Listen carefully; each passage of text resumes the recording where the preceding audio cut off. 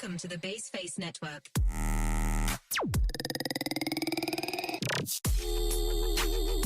어쩜 이렇게 시간이 안 가는지 정말 버스 안에서 going 이불 속에서 going은 언제나 너에게 going.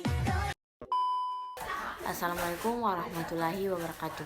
Perkenalkan, nama saya Ummul Bisra Fatra dari kelas E dengan NIM 230901500037. Nah, pada kesempatan kali ini saya akan membuat video terkait dengan ulangan akhir semester mata kuliah pengantar manajemen. Dan kali ini saya akan membawakan dua materi. Yang pertama, manajemen sumber daya manusia, dan yang kedua, faktor individu dalam organisasi manajemen sumber daya manusia. Nah, untuk fungsi perorganisasian dan manajemen sumber daya manusia. Yang pertama, perusahaan dapat memanfaatkan sumber daya manusia yang sudah ada secara baik. Yang kedua, dapat menimbulkan produktivitas dari karyawan yang sudah ada semakin meningkat. Yang ketiga, adanya penentuan kebutuhan tenaga kerja atau karyawan. Yang keempat, terjadilah penanganan informasi ketenaga kerjaan. Proses manajemen sumber daya manusia. Yang pertama, persediaan tenaga kerja. Proses manajemen sumber daya manusia dimulai dengan menilai ketersediaan sumber daya manusia yang tersedia di dalam suatu perusahaan. Yang kedua, kebutuhan sumber daya manusia di masa yang akan datang. Analisa kebutuhan tenaga di masa depan perlu diperhitungkan secara matang. Yang ketiga, perkiraan permintaan sumber daya manusia. Human Research dapat mencocokkan perkiraan kebutuhan tenaga kerja di masa mendatang dengan tenaga kerja yang ada saat ini, serta membuat perkiraan permintaan sumber daya manusia. Yang keempat, strategi dan implementasi pencarian sumber daya manusia. Bisa dimulai dengan mengembangkan strategi yang didasarkan pada perkiraan permintaan sumber daya manusia yang dibuat. Adapun tahapan manajemen sumber daya manusia. Yang pertama, recruitment atau pengadaan, atau yang kedua, maintenance atau pemeliharaan. Yang ketiga, development atau pengembangan. Nah, selanjutnya yaitu mengelola keragaman dalam pekerjaan. Yang pertama, mengevaluasi karyawan, memiliki keragaman kebijakan dan rencana, strategi jelas, bersikap fleksibel, meningkatkan kemampuan karyawan, melakukan komunikasi secara efektif.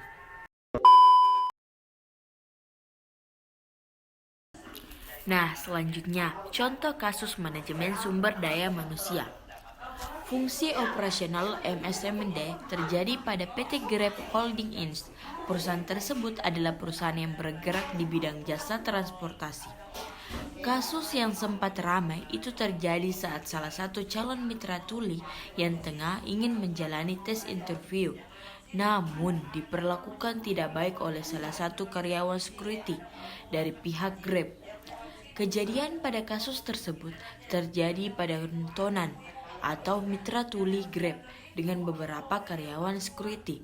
Pada saat proses interview, di mana Tonan saat menghadiri proses interview disambut dengan tatapan musam dari pihak security.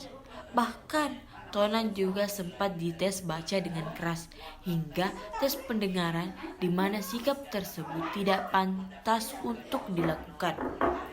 Di mana sebenarnya hal semacam itu telah dalam undang-undang ketenagakerjaan sudah tercantum pasal yang menjelaskan mengenai perlindungan dan hak tenaga kerja, yaitu Undang-Undang Nomor 13 Tahun 2003 Paragraf 5 Pasal 1 mengatur tentang keselamatan dan kesehatan kerja, yaitu setiap pekerja atau buruh mempunyai hak untuk memperoleh perlindungan atas keselamatan dan kesehatan kerja, moral dan kesusilaan, dan perlakuan yang sesuai dengan harkat dan martabat manusia, serta nilai-nilai agama.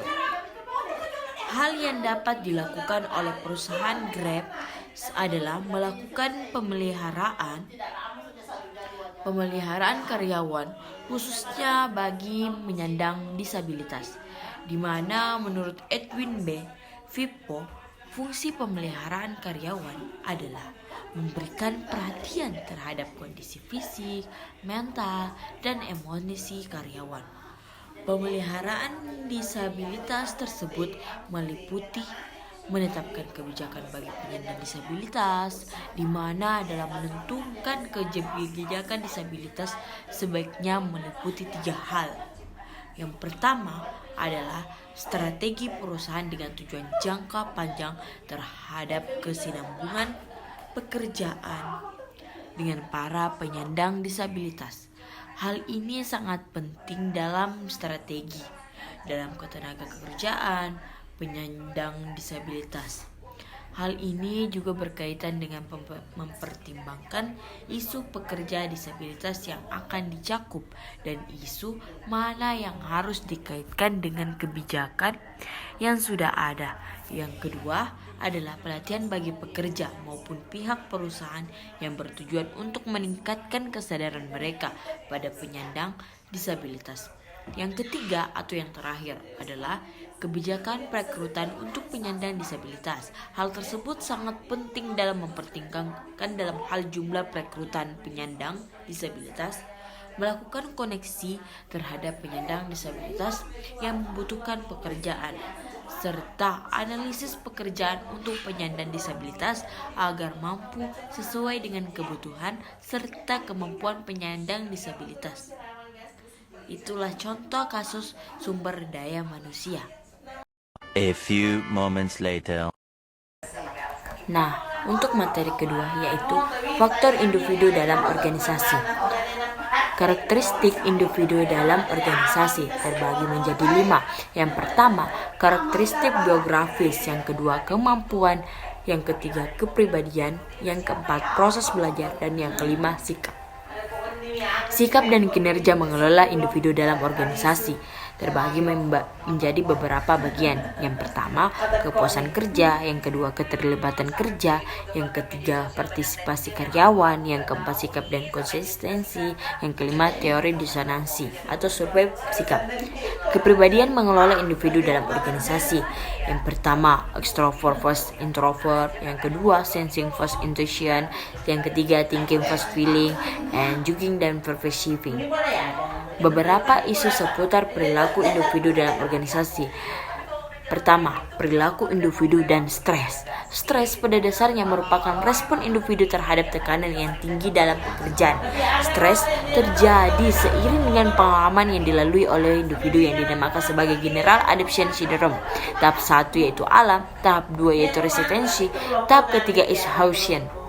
Nah, untuk kedua, kreativitas individu dalam organisasi. Kreativitas adalah kemampuan individu dalam memunculkan suatu gagasan baru mengenai suatu, terutama dari apa yang sudah diketahui. Kreativitas sangat diperlukan dalam organisasi sebagai bagian dari kemampuan organisasi untuk beradaptasi dengan perubahan.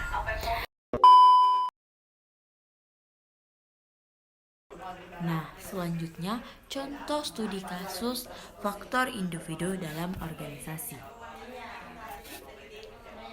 Dalam BUMD PTX berawal dari stres karyawan yang berkaitan dengan ambiguitas peran dalam bekerja. Definisi ambiguitas peran dalam pembahasan ini adalah adanya ketidakjelasan deskripsi pekerjaan yang mengakibatkan tumpang tindih pekerjaan dan tanggung jawab atas pekerjaan yang dilakukan. Hal ini menjelaskan proses terjadinya konflik pada BUMD PTX.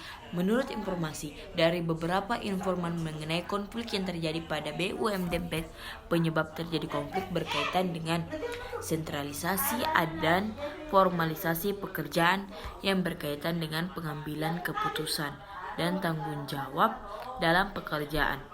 Dalam proses berjalannya BUMD PTX, terjadi belum dibuat struktur organisasi serta deskripsi pekerjaan yang jelas dan rinci. Hal ini mengakibatkan terjadinya tumpang tindih pekerjaan antar karyawan. Struktur perusahaan yang jelas baru dibuat setelah semua karyawan diterima di BUMD PTX. Di sisi lain, sebagai direktur BUMD PTX, terkadang tidak bisa mempercayakan pekerjaan kepada karyawan yang memang bertanggung jawab atas pekerjaan itu. Beliau cenderung mempercayakan kepada karyawan yang dianggapnya mampu menyelesaikan pekerjaan tersebut. Proses terjadinya konflik di perusahaan diawali dengan adanya tumpang tindih pekerjaan antar karyawan. Tumpang tindih pekerjaan itu disebabkan oleh dua faktor. Yang pertama, karena memang struktur organisasi dan deskripsi pekerjaan yang tidak jelas dan kurang terperinci. Yang kedua, adanya ketidakpercayaan pemimpin, dalam hal ini adalah Direktur BUMD PTX, terhadap karyawan yang telah diterima. Proses terjadinya konflik pada BUMD PTX. Itulah tadi studi kasus faktor individu dalam organisasi. A few moments later. Nah, itulah tadi yang dapat saya sempat sampaikan. Kurang dan lebihnya mohon dimaafkan. Wabillahi taufiq wal hidayah. Wassalamualaikum warahmatullahi wabarakatuh. Dadah.